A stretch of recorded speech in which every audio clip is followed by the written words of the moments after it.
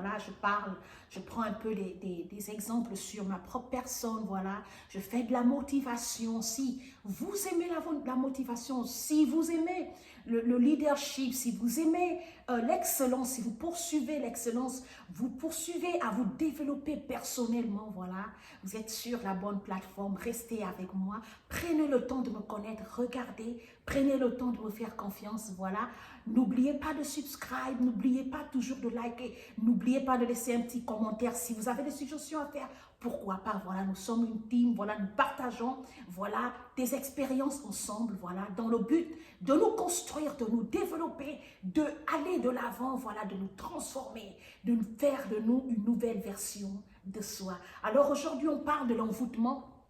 De plus en plus, le problème d'envoûtement, sinon l'envoûtement devient récurrent dans notre société. En Afrique, voilà, les femmes de plus en plus envoûtent les hommes. Il y a des hommes, très peu bien sûr qui le font, mais il y a des hommes qui envoûtent des femmes. Mais les femmes aujourd'hui, pour conserver leur couple, pour conserver leur foyer, pour préserver leur mariage, pour protéger leur mariage, pour garder leur homme pour eux, éviter que l'homme leur trompe, éviter que l'homme leur méprise, et pour prendre la parole dans leur foyer, pour se faire une place dans leur foyer, pour que leur mari l'écoute lorsqu'elle dit quelque chose, elles sont prêtes à envoûter leur mari, leur homme. Si vous faites partie de ces femmes-là, le but n'est pas de juger quelqu'un, car même la parole de Dieu dit que Dieu nous a donné à tous le libre arbitre de choisir ce qui est bien pour nous, bien ce qui est mal.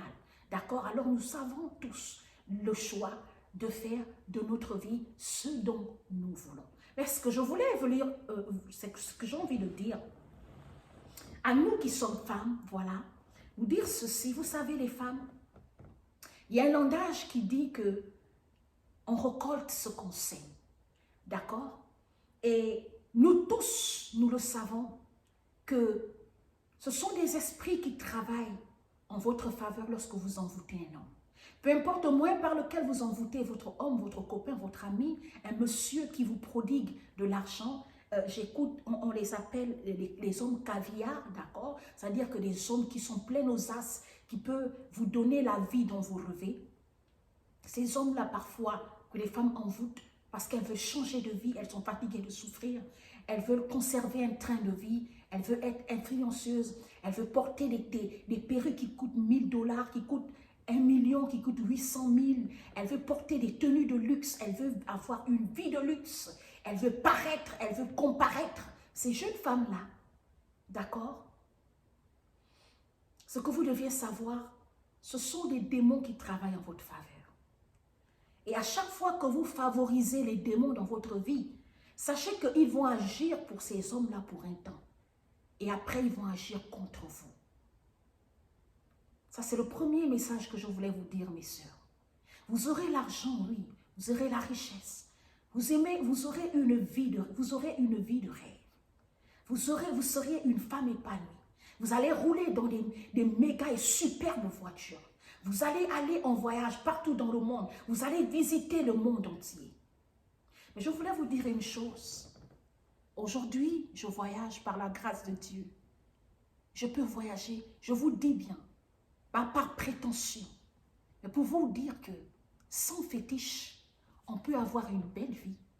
Sans envoûter un homme peut prendre soin de toi, ma sœur. Car à la création, dans la genèse de la femme, la parole de Dieu nous dit, dans le livre de Genèse 2, 21, lorsque Dieu crée la femme, il prend la femme dans la côte de l'homme. Alors, ma sœur, à chaque fois que tu es une femme, dès lors, peu importe ton âge, peu importe ta position sociale, peu importe la famille dans laquelle tu sors, peu importe qui tu es, ma sœur, dès que tu es une femme, sache qu'il y a un homme qui t'est destiné.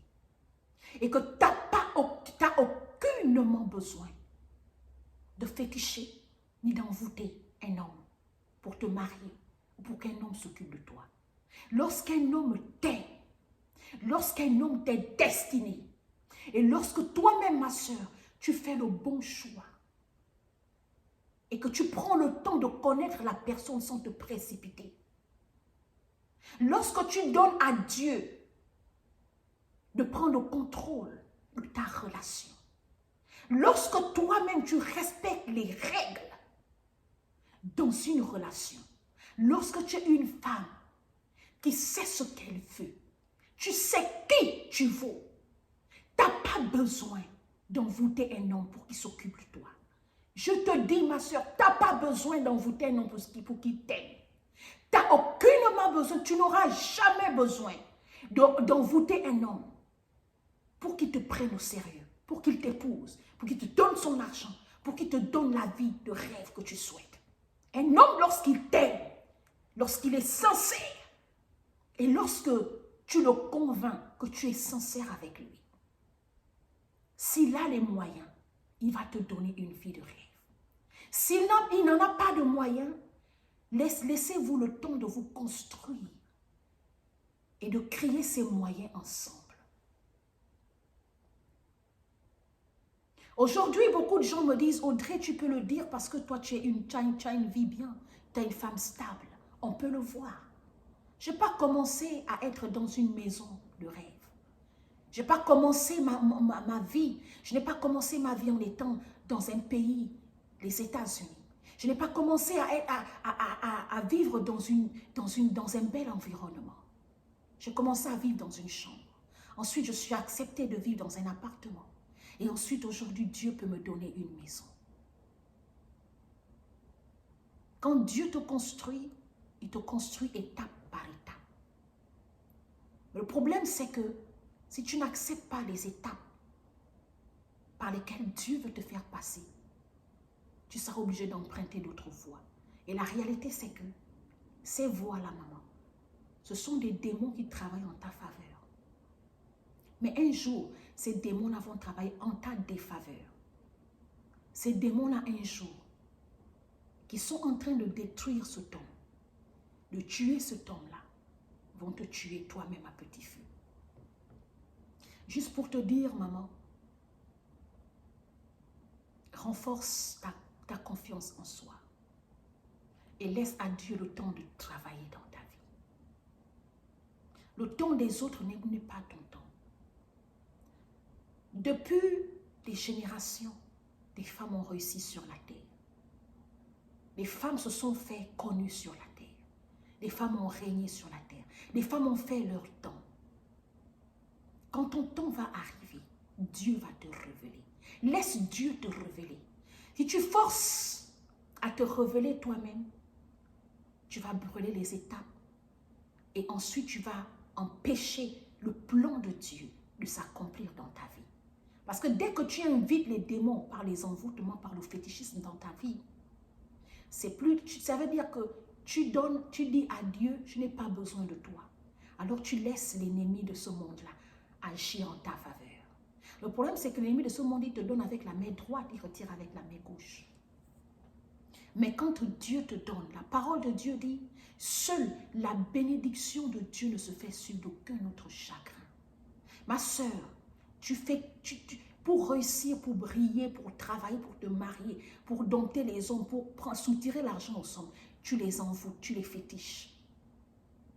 Mais sache que ce n'est pas ce qui te rend heureuse. Quand ta bénédiction vient de Dieu, ma soeur, quand ta grâce vient de Dieu,